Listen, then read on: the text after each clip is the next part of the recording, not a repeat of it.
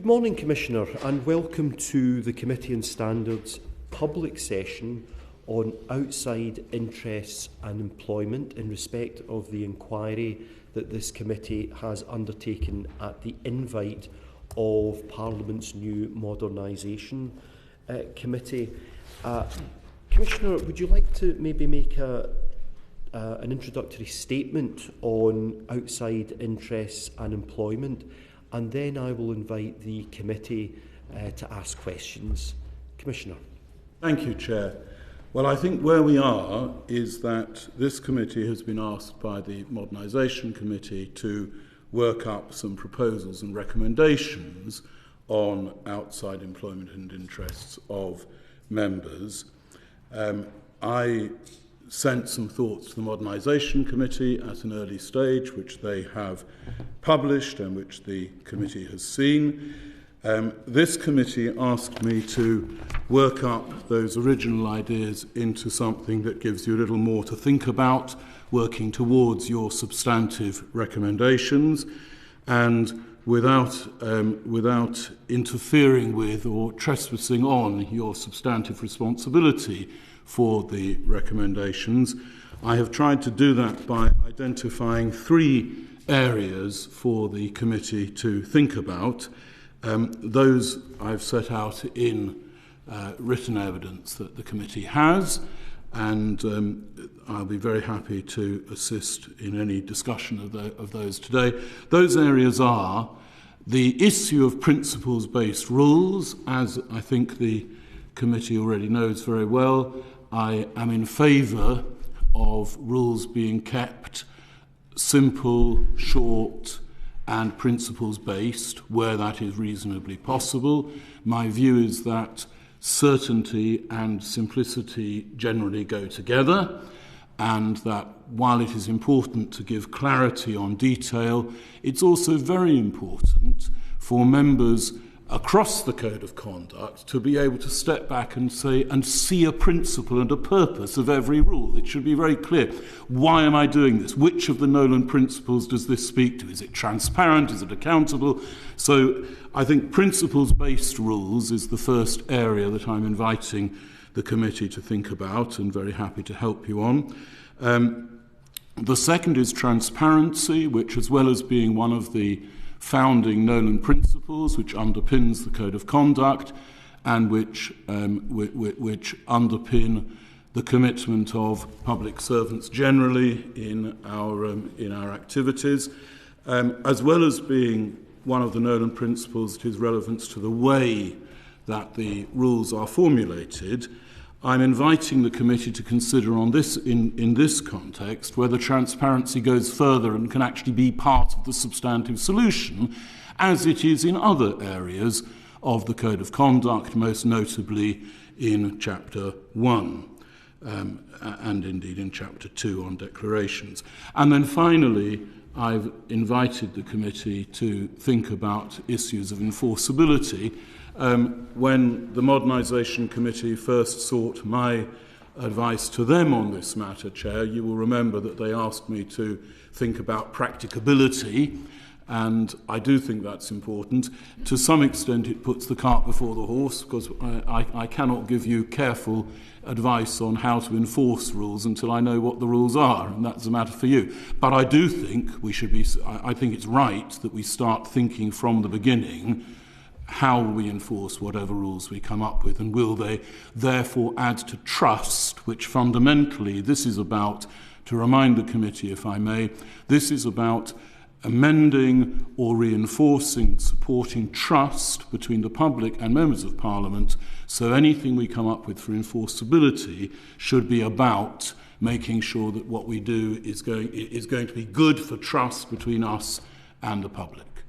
I think that's all I wanted to say, Chair, and now I'm very much in the hands of the committee. Well, thank you, Chair. My question touches on an issue which you've just raised in your introductory comment to do with principles-based rules. You've specifically suggested a qualified prohibition on outside interests and employment following, as you've said, a principles-based approach, which could be an option that the House might decide to agree to. Can you just give a further overview on what you mean by a qualified prohibition on outside interests and how that might interrelate clearly with a principles-based approach? Thank you, Chair. Yes.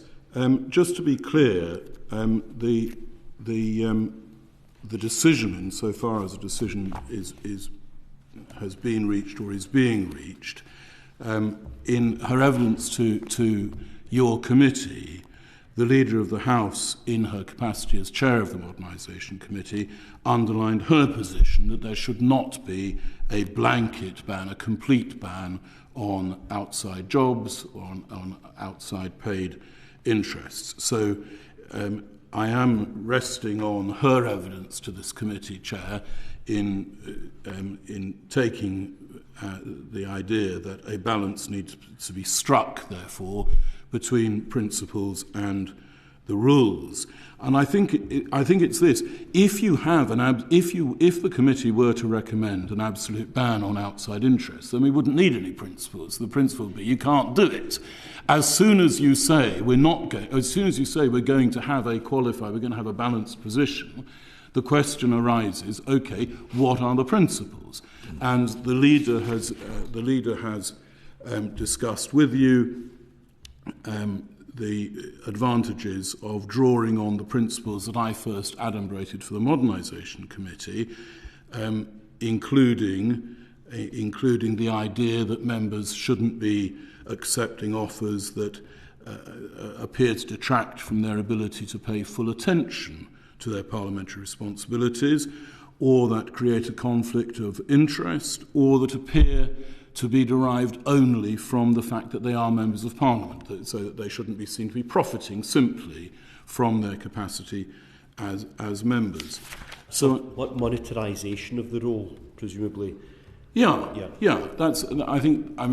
Again, that is a principle available to the committee to recommend articulating that members should not be profiting from their membership in ways that are clearly not relatable to anything. I mean, I remember, Chair, early on in my tenure, a member of Parliament came to talk to me about whether he could properly take an advisory role to, it was a financial services organisation.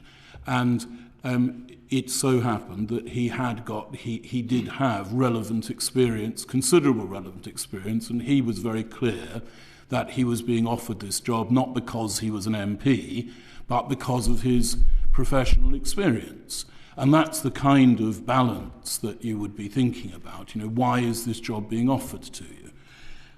So I think that's what's in my mind.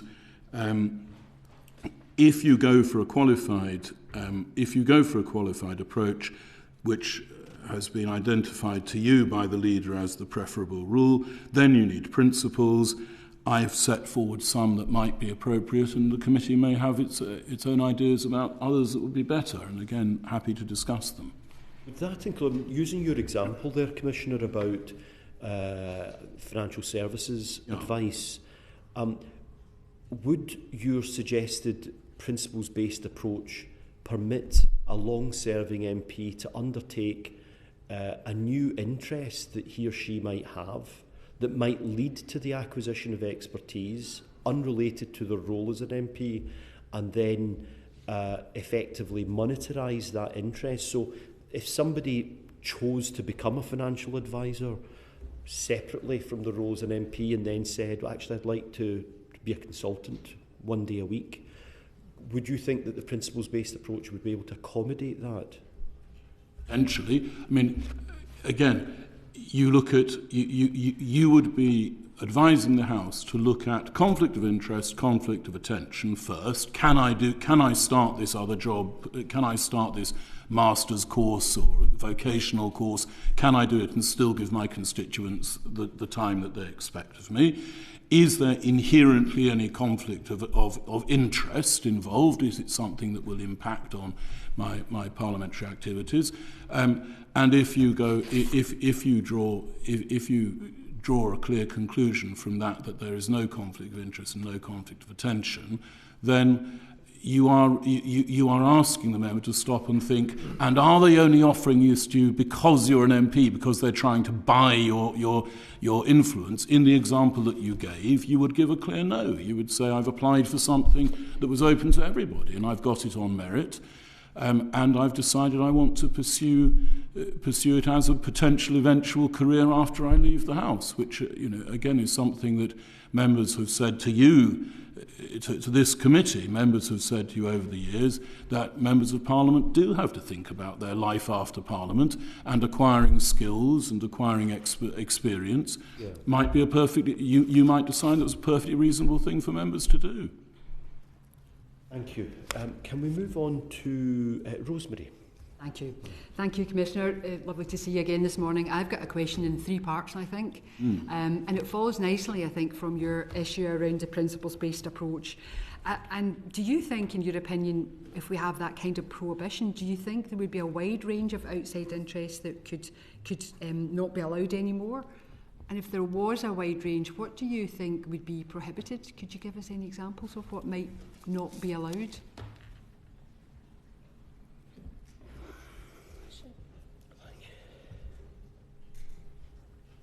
I think it's quite hard for the committee to tell quite what impact this might have. Obviously, remunerated positions are registered, so we can look at people's register of interest, but it's a little bit hard to tell which of those might fail a future test of why have you been offered it. I think what I would say is this: the committee may want to think in its deliberations, it might want to think about the extent to which this is a natural development of Chapter 4. And Chapter 4, particularly as it was developed obviously it was added in the last code, and it has been amended by the House since the election, as the committee knows.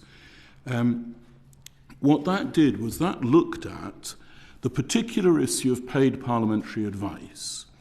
And I think you could properly regard that as an egregious case of the principle we're talking about now, as something you wouldn't have been given if you weren't an MP. It's almost the extreme. We want you because you're an MP, and we'll pay you to give us the kind of strategic advice we wouldn't be able to get from anybody who wasn't an MP, and that arguably puts us at an unfair advantage, and that was why the House chose to ban that, and that's a ban. That's not a principle. That was an absolute ban in Chapter 4. So I suppose what you would do, if you were trying to answer the question of how much of an impact would this have, you would look at that kind of position, paid parliamentary advisor, and then you'd work backwards and you'd ask yourself, how many positions are there where I am not being asked to be a paid parliamentary strategic advisor, but the attraction, the reason why I'm thought useful is my parliamentary knowledge that might be putting me in that position, that they wouldn't otherwise come to me. I think that would probably put you in a position as a committee to answer the question you raise: how many classes of registered employment presently on the register you would now be saying would fall foul of that test. Thank you. And in many ways, I suppose, Commissioner, we've heard already that there are some areas in MPs where, rightly so, they have to keep the professional qualifications up to date. Yeah. And there's something there about what that really means. Do you think that MPs' private and personal lives could be impacted by such an approach? And if it was impacted, how could that be mitigated? Yeah, look, that is very important, and I remind the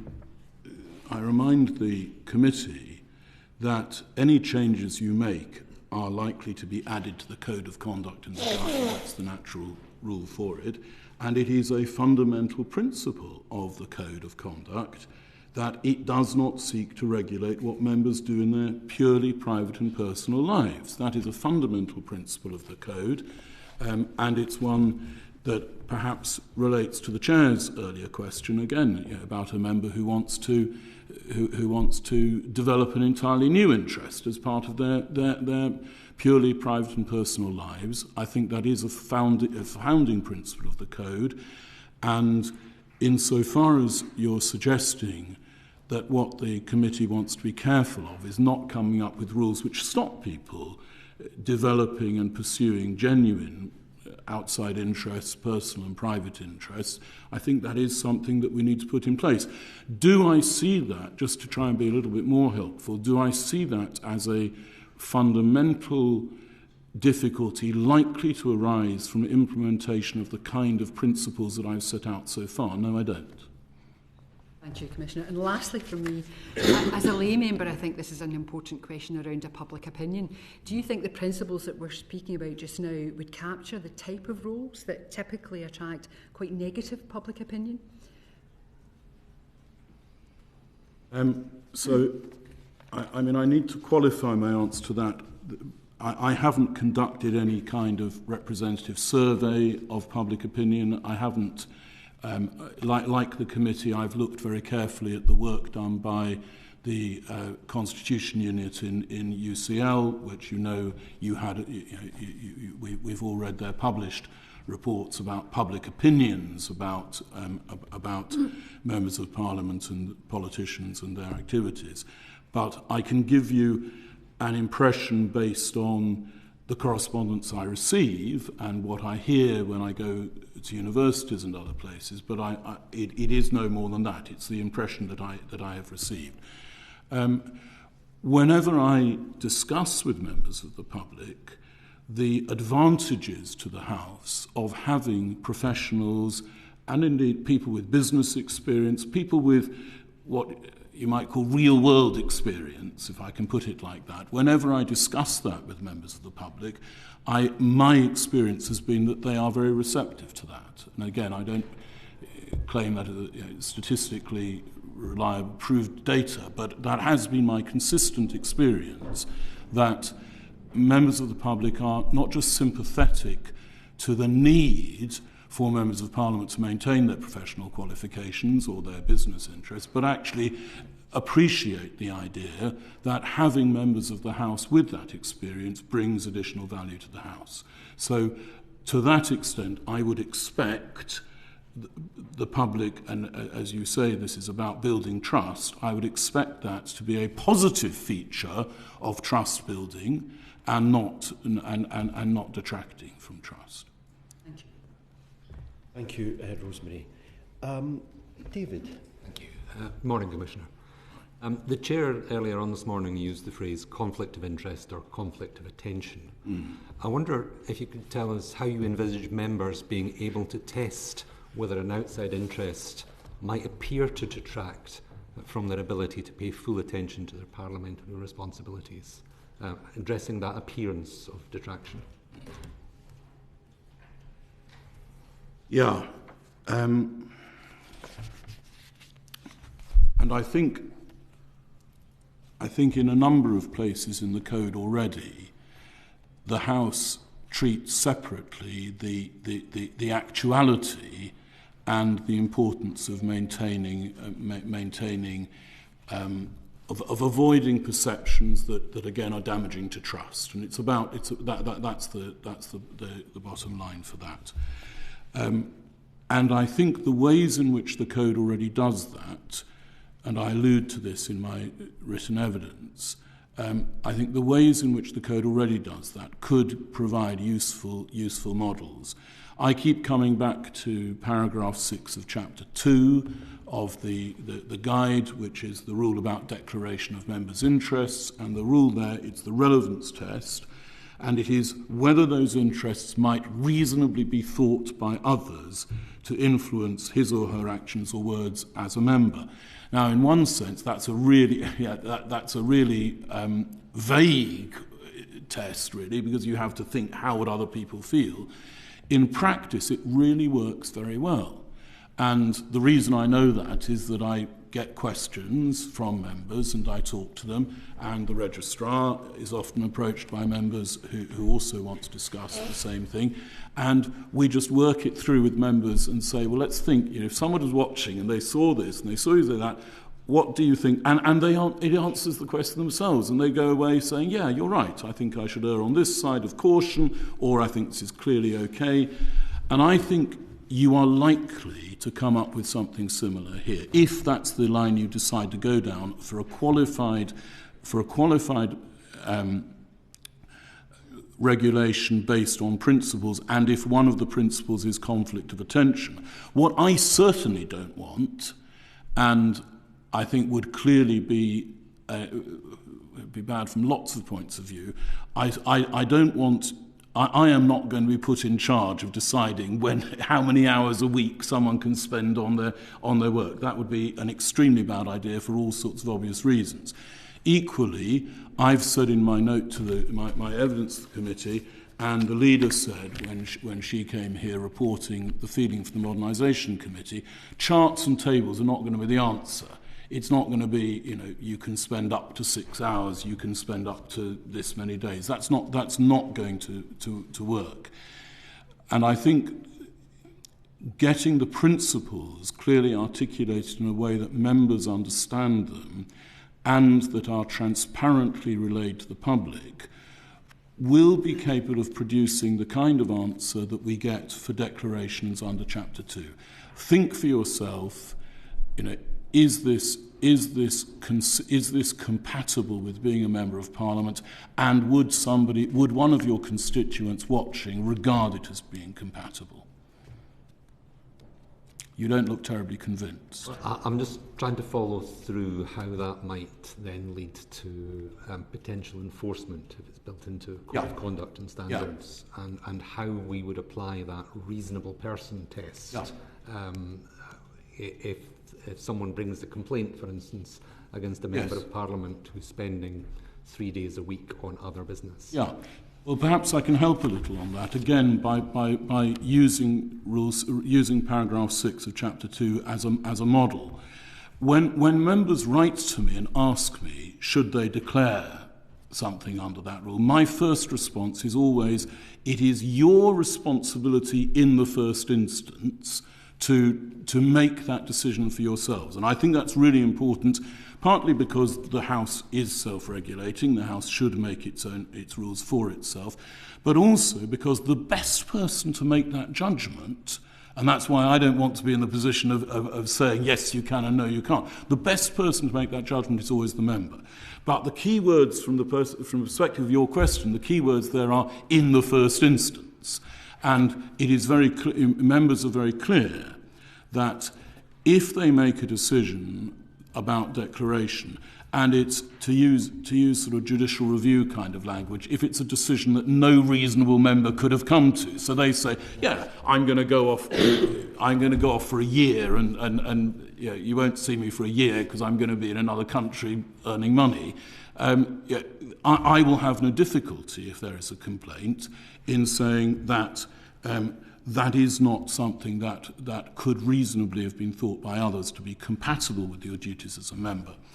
And I think that, in terms of enforceability, I think that brings me, if I may, if that has dealt with your question based on that model, I think that brings me to another point that I want to put very carefully, and it is this. There are a number of provisions of the Code that, for enforceability purposes, have what I habitually describe as a high threshold. And the obvious example is Rule 11, reputational damage to the House.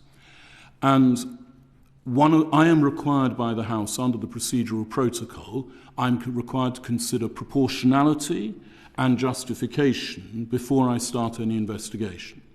So it's quite common that I get a complaint about something that might be thought to damage the reputation of the House, and I will think about it, and I'll say, you know what, yeah, it's not great. Reputation, it's not wonderful, but I need to protect the threshold of Rule 11 because the House has to be satisfied that its decisions under Rule 11 are absolutely beyond reproach.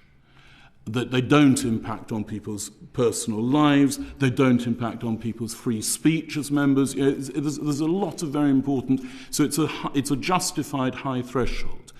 Can I point to a chart to say where I can't? Does it work? I believe it works rather well. We have used it. It's not a case of it's got a high threshold so the committee can never use it. You have used it, and you've been upheld in your use of it by the independent expert panel.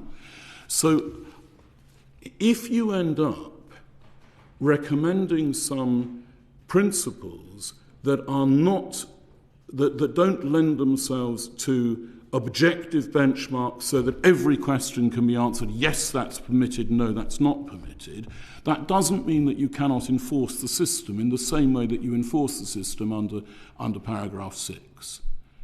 It does perhaps suggest that your office may be finding itself in that position of having to make the judgment of whether someone's outside interests are breaching that threshold, where they have that lack of attention or conflict of attention with their duties in the House.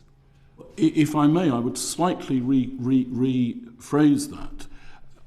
I might be in the position where I'm having to make the decision whether a breach of that principle is so clear and so egregious that I can bring it to the committee, and the committee will be clear that this is not consistent with the principles laid down by the House. And I think you see that is a significant difference.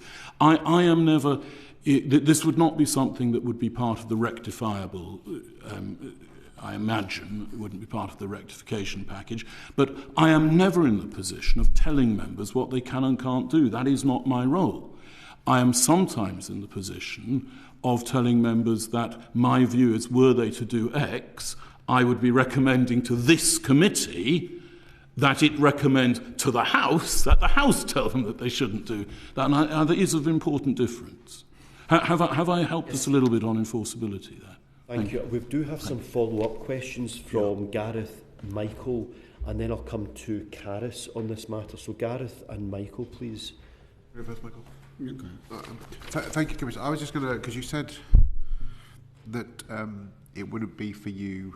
I think the difference here is that in the conflict of interest and the declarations that we currently have, there is a well-trodden body of precedent and context that sort of gives members an understanding of what is and what isn't the expectations that are placed upon us because of what's come before, what we can read, going down the line of what then becomes part of our full attention is brand new. And there are 5 MPs in the room, and I'd wager each one of us runs our office differently, puts different emphasis on time we spend in the chamber, committee work, APPG work. We all have structured how we feel we are doing the job. So so I suppose I'm conscious that without there being a accepted and enumerated list of duties, somebody somewhere is going to have a pro forma of what our responsibilities are to judge against whether or not we are giving our full attention to those duties. And if that's not, as you've said, the responsibility that you yourself see as having that role, whilst we might be able to set up and recommend to the government and the House what we feel would be inappropriate for to hold our attention as members, somebody is still going to have to judge whether or not the actions that I take as a Member of Parliament, if a complaint were to come in, are compatible with what the expectations are. So who's going to be the arbiter of that? And how do you then sort of look at the things that we do in our own offices that meet the demands of our very different constituencies, but also the way in which we wish to use Parliament as members of Parliament? Look, I mean, this is obviously entirely a matter for the committee and ultimately the House, but I would advise against ever trying to list what the role of a member is and is not. I mean, in the back of the stationery rules, you remember, we have a non-exhaustive list of things that are features of a member's role, and that's designed to give confidence to members to make their own decisions. But I strongly agree, if I may say so, with the point that you've made, that every member does see their role differently, and I've always understood that to be a fundamental part of your capacity as individual office holders. You're not employees with a contract that tells you, how many hours to spend on this or how many hours to spend on that, and you submit yourself to your constituents at each election and say, this is how I have done the role, or this is how I intend to do the role, and your constituents decide whether they agree with that, and accordingly they send you back to Parliament or they don't. So I would advise against that. But I think some of the principles that have been discussed already today, and that you may want to draw on in moving towards your report and in listening to other witnesses. You're at a very early stage, obviously, of your inquiry, and this is something that you can...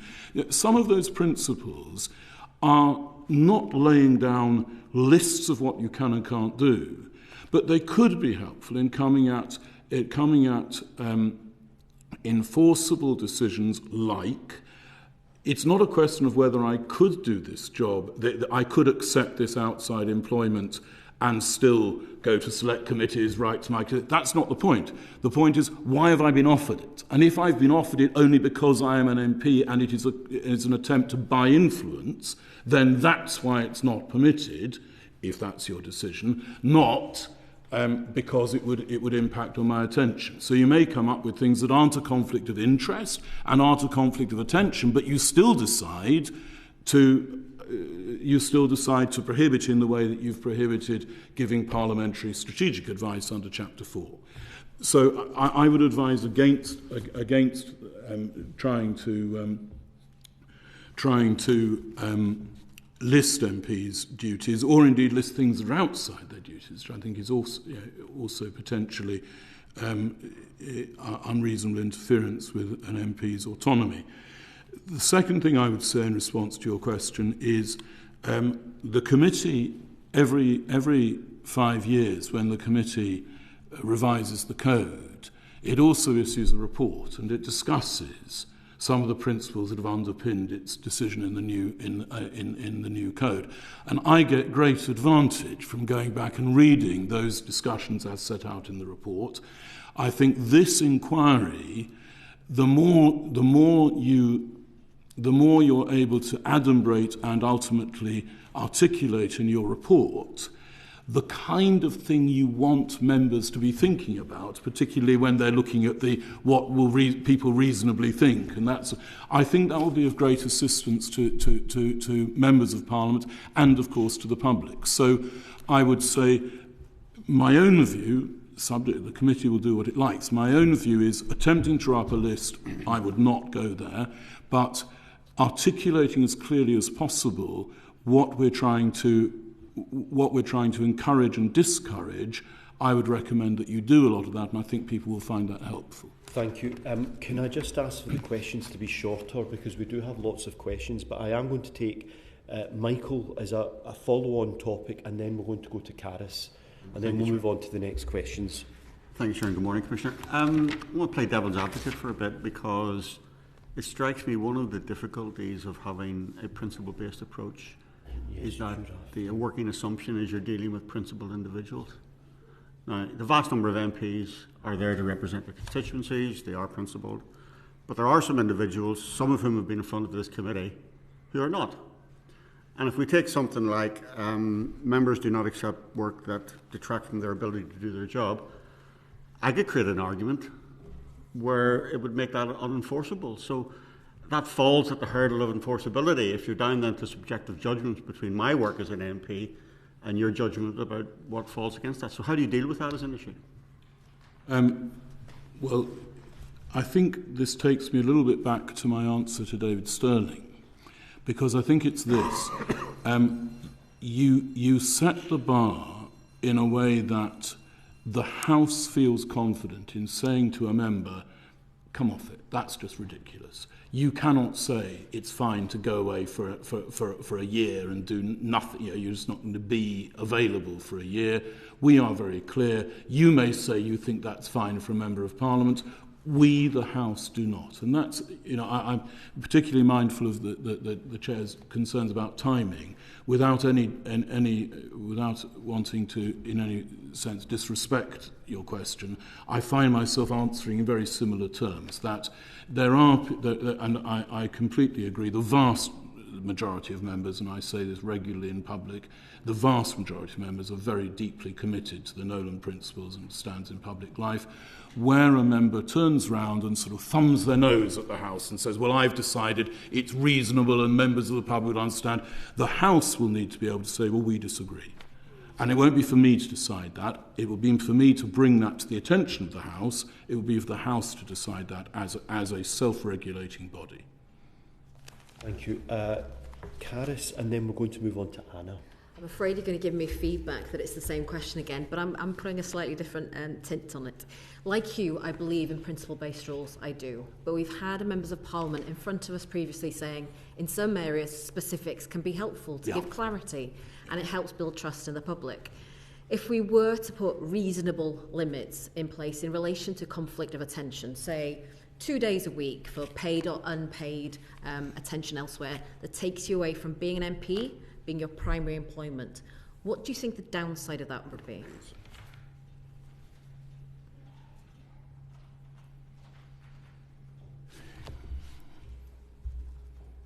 I suppose it's always the unintended consequences and the anomalies either side, isn't it? I suppose the first thing to say is doing nothing outside Parliament does not guarantee that I'm doing anything inside Parliament. So you can have a member who has no other interests and doesn't serve their constituents particularly well. Just slightly digressing, if I may, but I hope this is helpful, Chair. In my note, when I talk about transparency being part of this potential solution, things like, what arrangements do I put in place to make sure that my constituency work is being done when I'm not available? What arrangements do I make to make sure that I can be contacted in emergency, for example? Those things can help members to give themselves clarity about the compatibility of certain things with their role as members of Parliament. But returning to your question directly, you will create anything that has specificity of that kind will inevitably create anomalies on both sides. You will have somebody who needs to spend more than 2 days in a particular week, maybe not every week, but they need to spend more than 2 days because of maintaining their experience in a professional capacity or a business capacity, and they just won't be able to, without it necessarily producing a result that was sensible in principle-based terms. I'm not telling you not to do it. It's absolutely a matter for the committee. And I think you will come up with some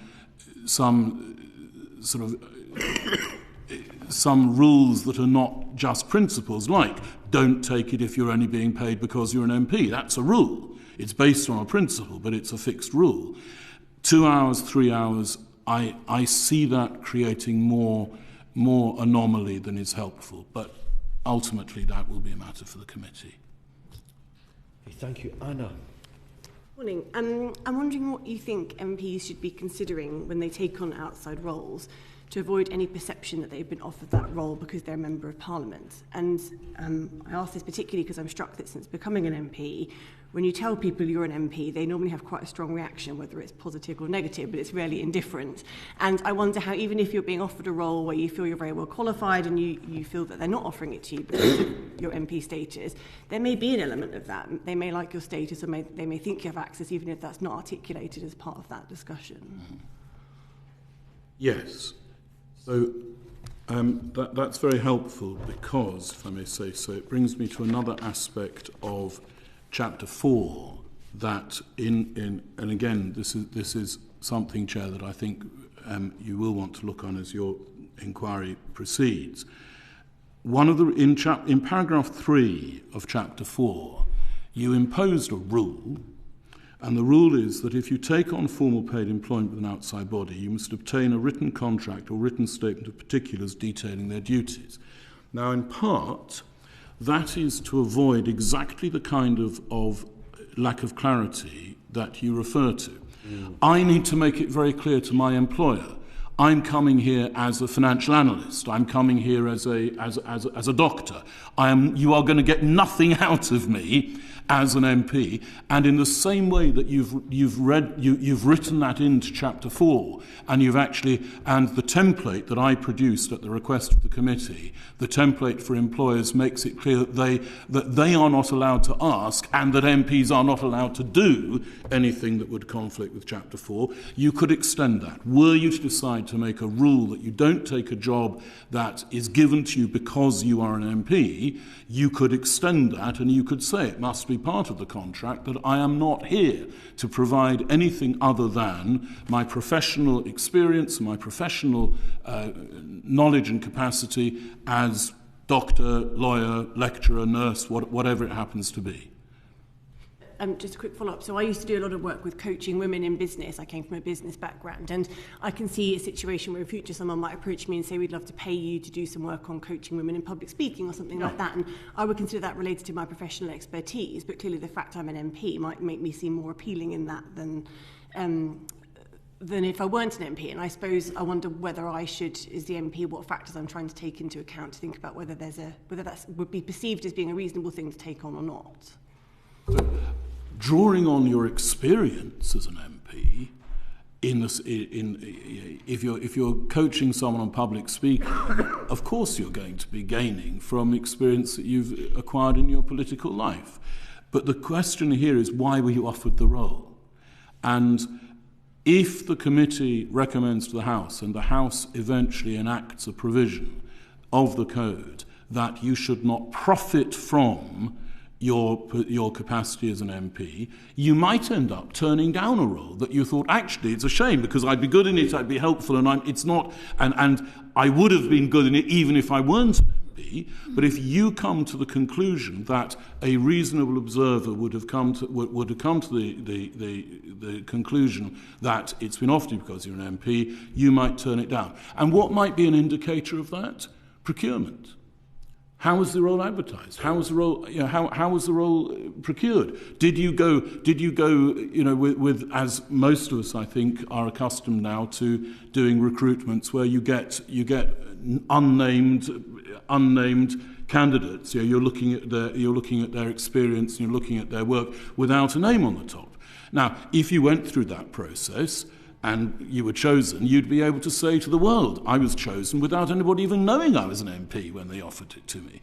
Were you given the role because someone phoned you up and said, we're not procuring it because we'd really like you?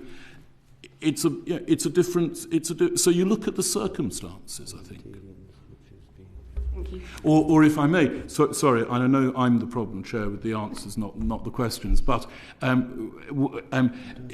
put it a different way, could an employer protect themselves against an imputation? This goes back to David Stirling's question, because, of course, the imputation redounds to the employer as much as the MP.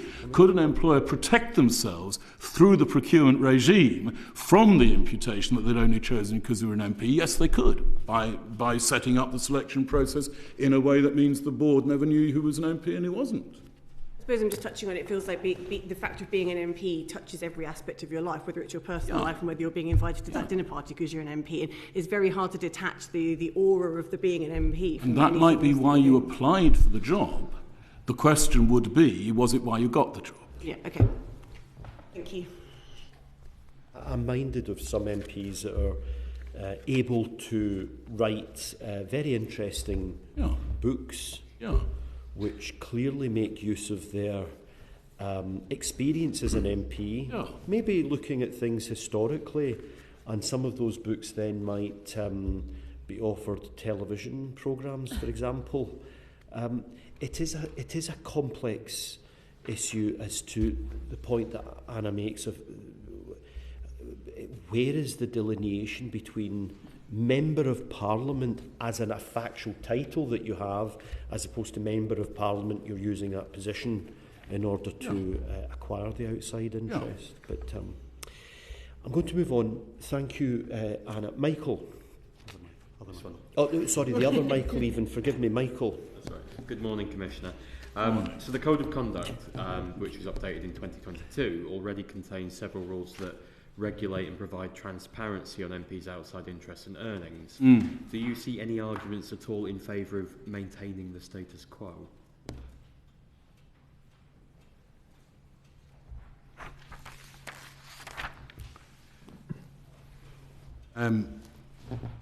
I agree that the present code does require transparency as to remunerated interests, and I stress that word, because remunerated, because one of the aspects of my written evidence, Chair, that I think the committee may want to think about as it progresses in its inquiry is the ability of non-paid positions to be as obstructive to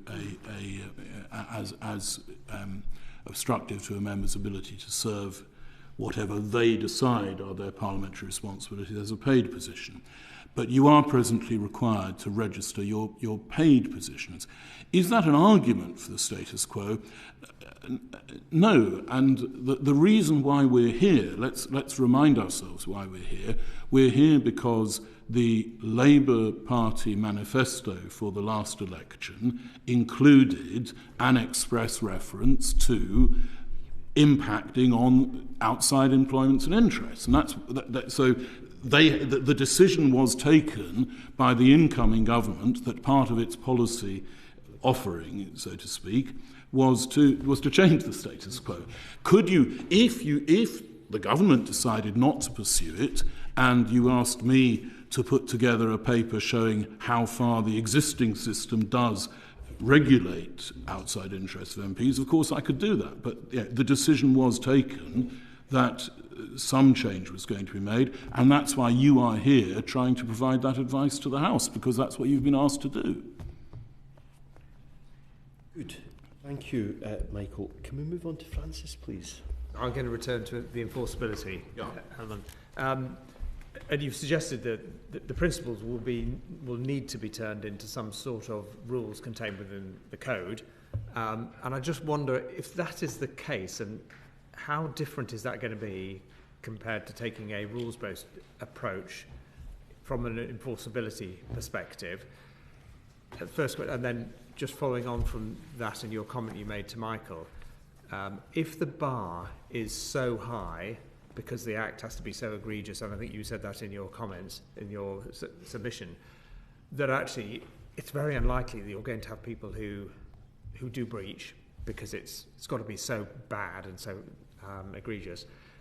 Whether actually that is going to capture some of the cases that others might be concerned about, because they're not quite so high and not quite so obvious, but actually are captured by a lot of the concern about these interests.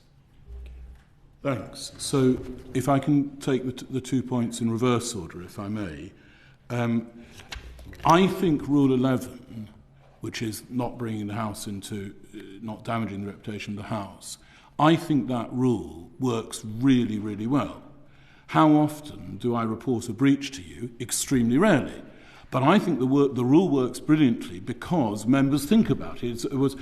I'm tempted to use the word deterrence, but I think that's the wrong word. And you would probably have a better. It's more about incentivising positive behaviour than deterring bad behaviour. And I would say the rules, the fact that a rule has a high threshold and does not have a strong degree of specificity doesn't necessarily make it an ineffective rule. And I certainly think Rule 11 is one example. But I would also say, if I may give you other examples of rules that are very much not granular and specific, but I think work really well, and I think that based on my experience, I would give the example of Rules 2 and 3, the requirement for members to base their conduct on consideration of interest and to avoid bribes of any sort. And the reason I know that they work well in that, so I don't often report, very rare for me to report for a breach of either of those, but I see them working daily because I get members saying, what do you think about this? How would this, can you help me to think it through? Would this be a conflict of interest? Would this be a person? So the fact that I'm not setting these rules up to get lots of breaches, I'm setting these rules up to get no breaches, and they're working well and being effective and enforceable without having breaches. But to come to the first part of your question, to give you a very blunt response, if you and the House decide, in the way that Carys Williams was not suggesting, but was sort of opening for discussion, if I can put it like that, if you decide to say no member can spend more than 2 hours a week on another interest, that will be, I would say, fairly easy to enforce. It would actually be quite difficult to get evidence, but let's say I get the evidence, that will be quite easy to enforce, and it will have a low threshold in the sense that there's sort of no tolerance around that. I've given my reasons why I think that might not be the most I think that might not be the most incentivising and helpful approach, but and that it will produce anomalies, but it's absolutely for the committee. And if the committee decides to prioritise the enforceability in the way that you're talking about, then it could be that would be one of the reasons why you're pushed back towards lists and timelines and charts and so on. And that's absolutely something the committee could do, and of course I would enforce that. So I think my answer to you is, could you come up with rules that are very far from principles and are absolutely enforceable in a very rigid way? Of course you could. If you don't, does that mean we can't enforce the system? Well, I don't think it does, because I think incentivising good can also work very effectively. Have I answered you? And just in terms of what support we can provide to MPs who are going to be asked to do a degree of self-regulation, as they are in other aspects of the rules, what do you think we should provide to them? And just going back to your example of the relevance test, and you said in your email responses you started off in the first instance, but I bet you go on to then give some advice, and you talking about advice. Are you concerned about the amount of advice you'll be giving in what is, we've heard, is going to be a very complex and challenging area? Yeah, I think if I may say so, I think that's a very important question, and I would want to sit very, very carefully with my team. If I was now giving advice in this new area, I would want to sit very carefully and think, how do I do that in a way that scrupulously avoids telling MPs what they should and shouldn't do? I do have some experience of that, in particular in relation to Rule 8 of the Code, where members come to me for advice on whether use of facilities is in accordance with, is in support of their parliamentary activities. And although I'm not rejecting the word, you're right, I use it myself, but the advice I give is very much in the nature of helping them to come, thinking it through with them, and helping them to analyse it for themselves. And if a member turns to me and says, do you, stop waffling, Commissioner, do you think it is or is not part of my parliamentary duties to attend Conference X? I won't answer. I'll tell them it's not for me to tell you. I will help you identify criteria that you can use to determine whether this is part of your parliamentary activities, but it's not for me to decide. And other support for MPs in terms of training? Yes. So I believe very strongly, as the committee knows, in giving members support in the form of advice notes, in the form of explanatory notes. I would certainly draw, as I said, the more the committee articulates its reasoning in its own reports, the more I would be able to draw on that in materials I produce to members. As I say, I would want to sit with my team and think very carefully, how do we help members navigate principles and rules, both that the committee recommended that the House enacts. Thank you. A very quick follow-up to that, Commissioner, because I think your analogy there that you go to France is that if someone comes to you for advice to say, is this within the rules, you don't say yes or no. it is on the judgment for us to consider whether or not it meets the threshold. And yet, if I come to you and say, I would like to do X on the estate, is that allowed? You'll say to me, quite rightly, that's for you to decide, Mr. Snell, you've got to make that consideration. If someone then complains about what I've done, and it comes back to you, you do then make a judgment on whether what I've done is within the rules or not, because that's then a complaint that's considered. So I'm just at a loss as to where that judgment point comes in as a complaint rather than advice. We need to unpack it slightly differently, if I may say so. I don't tell people what is within the rules. I help them to decide, in the example you gave, I will help them to decide whether they think this is part of their parliamentary activities. That's what they're deciding. The rule is that they must only use facilities of Parliament in pursuit of their parliamentary activities. I will not have advised them either way. I will have thought it through with them. Sometimes there is, and I know that the Chair has referred to this on more than one occasion, there is what I would call an informal safe harbour equivalent. There's formal safe harbour under the guide in relation to certain things. If a member comes with me and comes to me and I do say, I think that's fine actually, I can tell you, for various reasons I can tell you, there's no question that is a parliamentary activity, and a member of the public were later to complain, even if I did come to the decision that I'd been wrong, clearly it would not be within accordance with the procedural protocol. It would not be justifiable for me to start an investigation into a member who had followed my advice, were that to happen. Okay? So, that I think is very important. But the other thing I need to unpack in... Unless the member had misled you. Oh, of course. And that's in the formal safe harbour rules as well. But there's another aspect that needs to be unpacked here. Again, I do not decide whether members have broken the rules.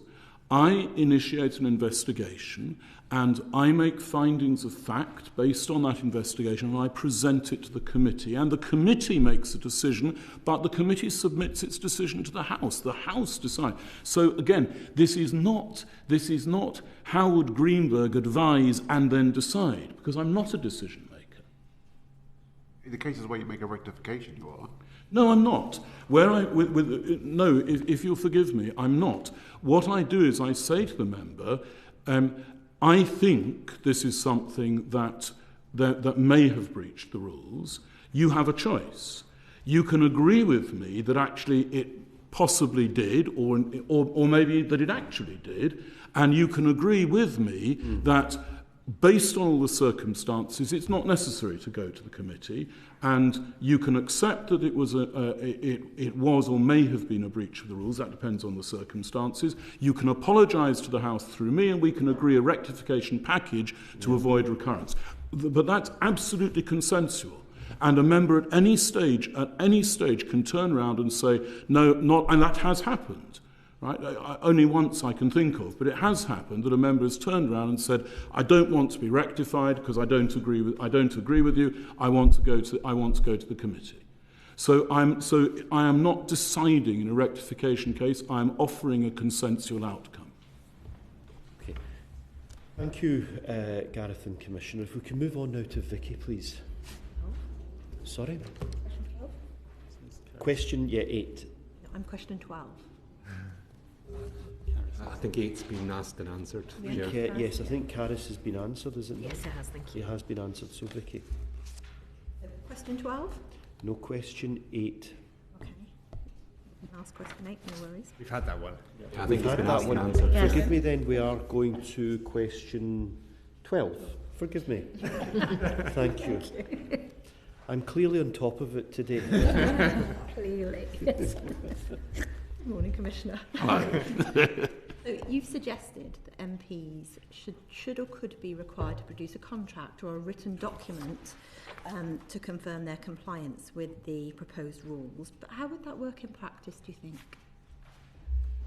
think? Well, it could work in the same way that Chapter 4 has worked. And perhaps it will help if I just explain a little bit about what I've done about paragraphs 3 and 4 of Chapter 4 since it was introduced in 2023. Paragraph 3 of Chapter 4 provides that the contract, first it has to be a written contract, and it provides that it must be made available to me on request, but members do not need to lodge a copy of the contract when registering employment. So that has worked in practice in two ways. Shortly after the implementation of this new provision by the House, I decided to call for contracts to check compliance. And that was a project that we carried out during, I think, early 2024, from recollection. Yeah, in early 2024.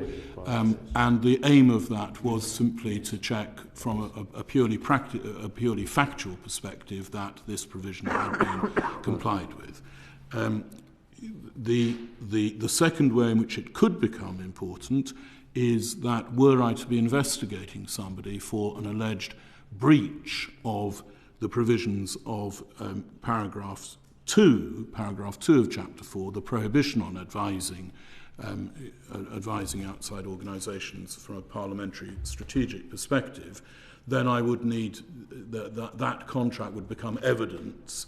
And as I said in answer to Anna Sabine, I think that could be very important evidence to protect an employer, that to show that the employer had complied with all the relevant policy, principles and rules when entering into the commitment with the member.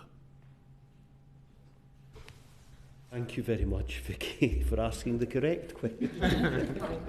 Will you forgive me, Chair? I know I always take too long, but I just wanted to add something very, very quickly to the answer I gave to Gareth Snell a moment ago. And I want to point out that rectification, it works as I said, but words of advice, it works even at one stage higher. Words of advice, because they're wholly confidential. The words of advice template I use says at the end, if you prefer not to accept these words of advice, that's absolutely up to you, and you can write to me and say you don't accept the advice, in which case it's treated as not having been given. Sorry, Chair. Not at all. Has that template been given to the committee, incidentally? I don't think I've seen that template. I may be wrong, but I don't know that it has. Yes, because it'd be interesting to see the template if possible. Yeah. I can't see any reason why it shouldn't be. Why it shouldn't be. Thank you. Shared. It won't help you a lot because it's very much topping and tailing. Yes. It's, as a template, it would be helpful to know how that's exercised by you. But thank you, Commissioner. Yeah. Mahmouda. Question 14, yeah? Yes, we're jumping at you. You choose. Good morning, Commissioner. Moving on to media appearances, and as we're all aware, the only remaining exemption in the prohibition in the Code to providing paid parliamentary advice is in relation to media appearances, journalism, books, public lectures and speeches. Would you suggest any changes to this exemption? I'm not suggesting any changes to anything. Your views then? Look, no, genuinely, I'm not dodging the question, but I do need to predicate it genuinely by saying on this particularly, if I say I don't have a view, I'm not being precious. I don't have a view. What I want to do is to help the committee identify the factors that it will want to consider in deciding whether it has a view. And in relation to media, I think one of the things that the committee will want to, one of the ideas that the committee will want to reflect on is the question of influence. And early on, I had this represented to me by a journalist who was discussing this issue with me. And the journalist was saying that from their perspective, inviting an MP onto a news programme, a current affairs programme to comment, that happens all the time, and it really should happen because you want to hear from members of Parliament what they think about their activities and what they think about politics. But the journalist said, once you put them in the presenter's chair, you're changing, and this genuinely is what, again, this is not my view, this is what was said to me, you are changing the dynamic between them and the public. and you are presenting them to the public as having an authority. And I think these are the two words for the committee to reflect on: influence and authority. And you are presenting them as having an authority, and then the committee will want to ask itself, if an MP gains influence by virtue of having access to the kind of authority that comes from presenting a news programme or reading the news or whatever it may happen, reading and commenting on the news it happens to be, is there an issue, so far as the House is concerned, of fairness? And again, one of the issues that you might like to consider is quite a lot of electoral law. And these are questions, these are ideas for you to develop, Chair, as your inquiry progresses. Quite a lot of electoral law is about levelling playing fields, right? Why do we have rules about donations to political parties? Why do we? And not just rules. We have laws. They're not your rules. They are the law, and they're policed or enforced by the Electoral Commission. And my understanding over the years has been they're about not exactly levelling the playing field, because we don't have sort of, you must spend this and you mustn't spend it, but they're about avoiding the grosser inequalities, if I can put it that way. They're about keeping an eye on the playing field rather than absolutely levelling it. And you might take the view, and the House might take the view, that there's a similar issue here. You might decide that for one member to have the public's ear as a presenter for 3 hours a week creates an influence imbalance of a kind that you want to look at. And I think you're taking evidence from media organisations, Chair, and I think this is something that they will be able to give you a lot more information about what it looks like from their perspective, which is what you really care about. But that, I think, is those are the kind of issues that I would expect you to be wanting to ponder upon as your inquiry progresses. Influence and authority. Might you, nobody's got a follow-up, forgive me, might you, given what you said in response to earlier questions, what if an individual who's a very well-known, or she's a very well-known chat show host, for example, on broadcast mainstream media, is then elected as an MP? Would you have a different view at all, because the influence has already been garnered prior to coming to the legislature? Or would you say that in looking at this, we have to take in the new situation whereby that person has now been elected as a legislature and has a distinctive role? Do you have any view of that? Well, I think two things about that. First is, if I may say so, you've correctly identified how this line of reasoning might be an exception to the line that we were following earlier in discussion with other members of the committee. If you're invited on as an MP to comment on a news programme, clearly you're being invited on because you're an MP, and clearly that is quite right. That is an exception to the idea you shouldn't do anything when you're only being approached because you're an MP. Whether you have to be paid for that, of course, is that's an entirely separate question. On the specific example that you give, if you have articulated the principle that there must be a level or level-ish playing field between members of Parliament, then that's the point that you have to keep applying. So the fact that you got it, I mean, any member of Parliament who acquires a position in the media will have got it for all sorts of different reasons.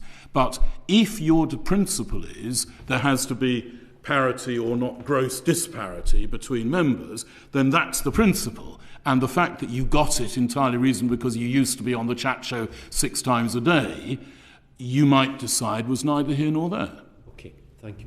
Sorry, Mahmouda, there was a follow-on question. No, because that's been answered several times. Well. Thank you. Thank you Michael, so much. I believe you have a follow-up as well. Thank you. Yeah, no, thank you, Chair. And, it's just a quick one, and I understand that you're not suggesting promoting changes, so and I found your answer sort of interesting, but just to circle back to the question and to phrase it, to press slightly on it, this exemption, do you see it as potentially incompatible or out of step that this exemption exists and potentially continues to exist with what we're looking at proposing, with that principles-based set of rules?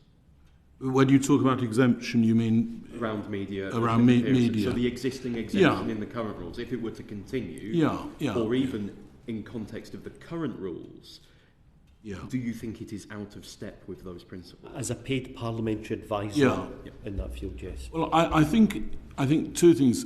I think first, if I may say so, there are different ways of construing the present paragraph 2 of chapter 4. It says the following is not parliamentary advice, and I think you can read that as being a statement of fact that writing a book, as the chair alluded to before, is not parliamentary advice.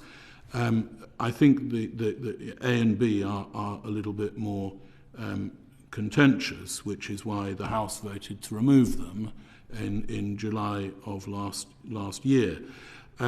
So I don't think you have to see paragraph 2C, as necessarily as an exemption from the principle. But I accept the point. You will need to decide when you frame, for example, a provision about conflict of interest or conflict of attention, you will need to decide, does the exemption from the rule against taking a position that's only offered to you because you're an MP, does it interfere with conflict of interest, does it interfere with conflict of attention? I imagine, to take that example and trying to be as helpful as possible, I imagine you would decide that it did impact on conflict of attention to the extent that you'd permitted it under the exemption, but that did not impact on conflict of interest. I cannot imagine you wanting to permit members to indulge a conflict of interest simply because they were taking advantage of an exemption to allow themselves to appear on a media programme. Thank you, Michael. Are there any other questions in this public session? Commissioner, is there any closing statement that you would like to give at all? You'll be relieved to hear there is not. Why do you think I'd be relieved to hear that, Commissioner? We're on time. Commissioner, thank you very much for giving evidence in public. I'm very grateful indeed for your time and for very carefully answering those questions. And they've given all of us, no doubt, a great deal to think about and consider in what is a complex issue. Commissioner, we're going to now move to our private session. We're ending the public session.